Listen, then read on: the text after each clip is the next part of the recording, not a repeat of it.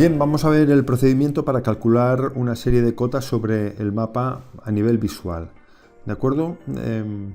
Sobre el mapa tenemos una serie de elementos que nos ayudan a definir la altura de cada uno de los puntos. Estos son, por un lado tenemos cotas, por otro lado tenemos curvas de nivel convencionales y por otro lado tenemos curvas de nivel maestras. Vamos una por una. En primer lugar, las cotas son puntos que han sido calculados sobre el mapa y que indican la altura exacta, acabada en unidades, de una serie de puntos concretos. Aquí tenemos, por ejemplo, 1911, 1879, 1811, 1798, ¿de acuerdo?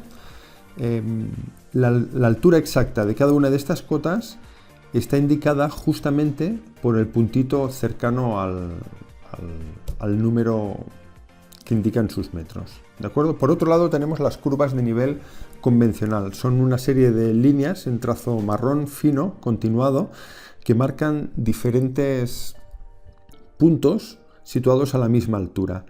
Cada una de ellas, de las curvas de nivel, está separada entre ellas en altura por algo que se llama equidistancia. En concreto, la equidistancia para este mapa sería 10 metros. Así, entre dos curvas maestras existen siempre 4 curvas de nivel convencional y 5 equidistancias, lo que nos lleva a poder contar de 50 en 50 metros en este ejemplo. ¿De acuerdo? Las curvas de nivel convencionales van sumando o restando de 10 en 10 y sobre un mapa normalmente no vienen identificados con la cota que utilizan. ¿De acuerdo? En tercer lugar tenemos las curvas de nivel maestras. Estas están representadas por un trazo marrón, grueso y continuado y tienen la única finalidad de poder contar las alturas, los desniveles de una forma más rápida. Así podemos ver a la derecha del mapa que están identificadas de 50 en 50 metros en el ejemplo de este mapa. Veríamos 1650, 1700, 1750, 1800, etc.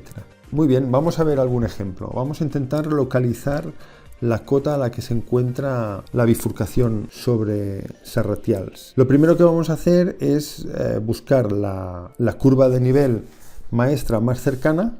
Vamos a tomar la que está por encima justamente de la bifurcación, la vamos a prolongar poco a poco y vamos a ver que nos llega a la curva de nivel maestra de 1450.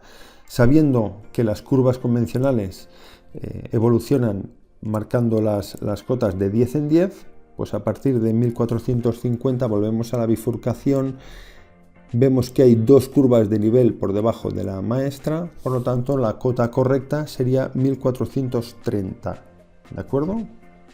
Ya tenemos un punto, así podríamos identificar fácilmente la cota de cualquier punto en referencia a las curvas de nivel maestras. Vamos a coger otro ejemplo sin la referencia de las curvas de nivel maestra.